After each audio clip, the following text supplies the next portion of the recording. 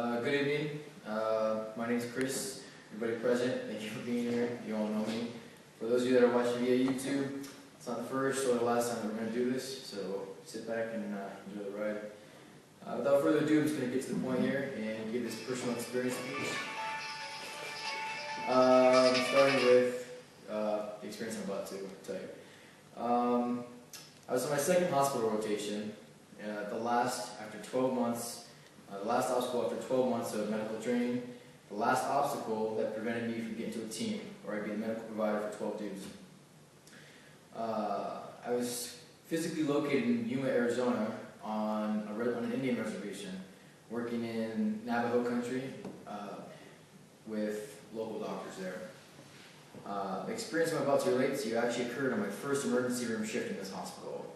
It wasn't the first emergency room shift that I've ever encountered and worked, but it was the first one in this hospital, so I was pretty new to everything, the layout of the hospital and their standard operating procedures. And more specifically, the incident I'm about to relate to you was my very first patient of the night. So, on that note, the experience I'm about to talk about actually gave me the most important lesson in medicine I think I've ever learned. And that's that some patients, irregardless of the care received or the prognosis good or bad at the beginning of treatment, some patients are going to die. The patient I'm speaking about, she was an 18-year-old Navajo girl, and when she came in, her neck was twice the size that it should have been. All of her glands were swollen, and it was you couldn't see the normal landmarks that you would see if you're looking at a person. As I was watching her, I introduced myself. My name's Chris. I'm here to help you. Do you mind if I work on you? And she couldn't speak though, because the swelling was compressing her larynx, and she had no vocal capability. And she was able to breathe unassisted, sitting up, but she also had she wasn't at full capacity, so she couldn't breathe 100% like she would without this disease or whatever she was experiencing. I remember her, as I looked at her, I remember her body posture. Her shoulders were back, and she had a very proud stance. And even though she couldn't speak, she still was very cognizant, and you could look in her eyes and see that she knew what was going on, and she knew who she was. But at the same time, if you looked a little deeper, you could see the fear in her eyes, because she was scared. And that's what has kept this memory of her in my mind the most. She didn't come alone, though. She came with a family of 6 or 7 others, and they were forced to remain in the waiting room. But before the situation became urgent, I spoke with them, and I spoke with the people that worked at the hospital, and it's a very small community over there, so everybody knows everybody. And I learned that she was a high school dropout, and that she dropped out in order to financially support her family.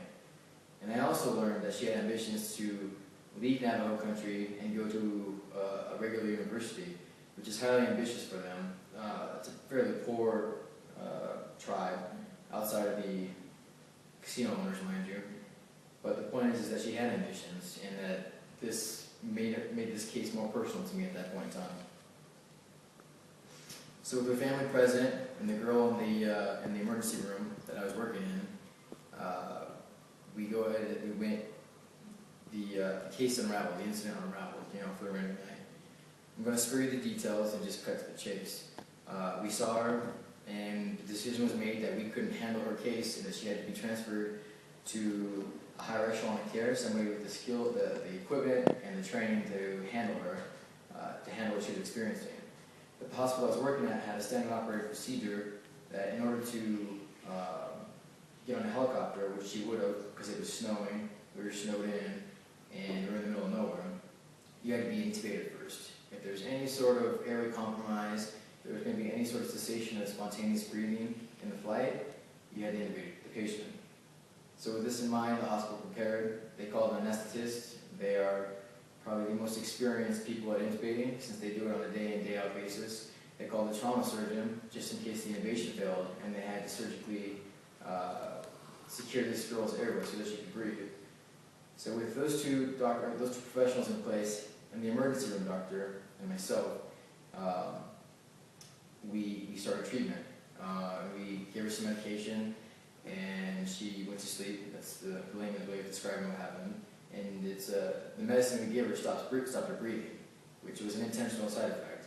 And when that happens, you have 5 minutes before brain damage starts to occur. Some of it permanent, some of it irreversible. Some people obviously can last a little longer without air, some people less. But the point is 5 minutes is the golden rule. So with that in mind, the anesthetist tried to intubate, and he couldn't get it. So the emergency room doctor had a little bit of experience, and he wanted to try, so he tried real quick, and he couldn't get it either. Now at this point, I'm simplifying it and expediting what happened. So that's about 3 minutes and 30 seconds. So at 3 minutes and 30 seconds, they called the surgeon in to, gain access to her airway, because they were getting a little nervous. They were on the wrong side of time at that point in time. So the surgeon took a knife to her throat and he made an incision, and the infection had just burst open, and there's a bunch of infected tissue that popped out and obscured all the landmarks that you would normally look for when you're trying to do a surgical airway.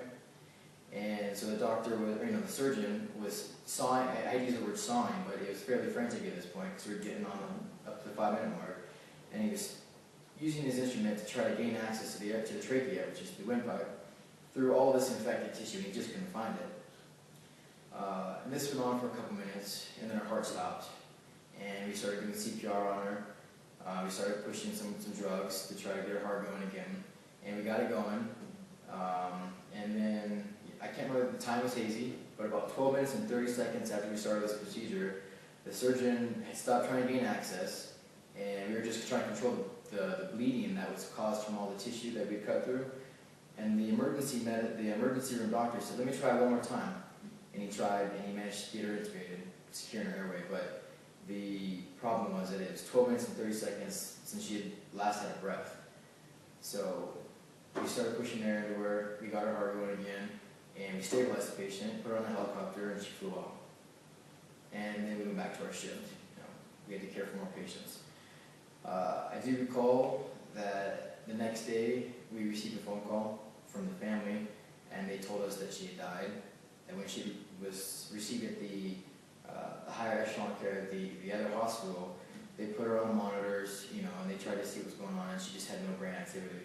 So the family, they chose to pull all the life support off of her, because she was going to be dead. She was going to be, brain dead or dead. So, that morning when I went to work, little did I know that I was going to be experiencing someone's death firsthand. I don't usually have a weak stomach, I don't usually have the term is, I guess, bleeding heart for people, for patients in particular. In fact, I usually try to keep distance between me and the patients so that I don't develop any sort of bond with them, so that if something does happen, then the loss, though felt, is not so personal, and I can continue my work. But I do remember that night, as we were working on this girl, pumping on her chest and trying to gain access to her airway, I do remember thinking over and over again, is this girl really going to die? While not my first exposure to death, this was my first death outside of a combat situation, and it really left a huge imprint upon me. So again, though a sad story, there was a lesson learned here, and the lesson is that regardless of care, or good or bad prognosis at the beginning of treatment, some patients are going to die. And if you're going to continue to work in this field, then you just need to accept that. So, thanks for listening. Yeah, how about that?